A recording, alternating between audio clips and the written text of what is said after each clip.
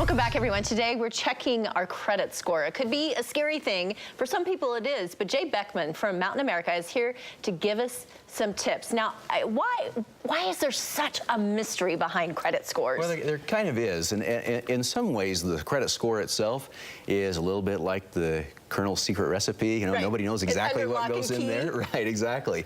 But really, it's not that mysterious if we kind of know there's really just some main things that go into it. Well, explain to us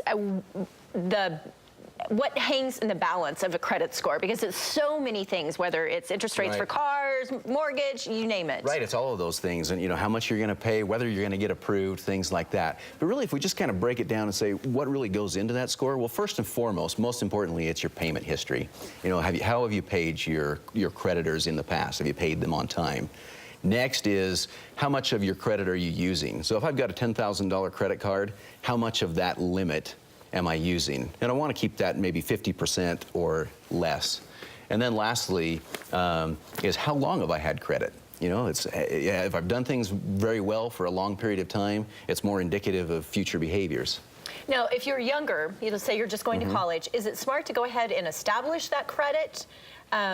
Should you go ahead and get a credit card? You know, as a parent, I'm sure they're worrying, oh my gosh, they're going to run this thing up. Right. Well, you know, the worst time to try to establish credit is when you need it. Okay. So I think that absolutely, I would totally agree with you, Lori. I want to get credit established so that then when it comes that I do have a need, say now I want to buy a car or I want to go buy a home, refinance my home, I've already got that established. Right. So yes, I think starting early is a great advice. Okay, starting early. What about for those who've had credit and they haven't done what they should in terms of payments, and so they don't have really good credit? How do you fix that? Right. Well, you know, everybody wants like a magic bullet on that, you know, and I wish there was something that just poof. But really, if you just kind of understand what those things are that we talked about that go into the score and the time, I think that we kind of get concerned about what my score is and how do I improve my score. Well, really, it's the behaviors. What financial habits do I have? And then the score follows from there. So, you know, to answer your question on how do I improve that?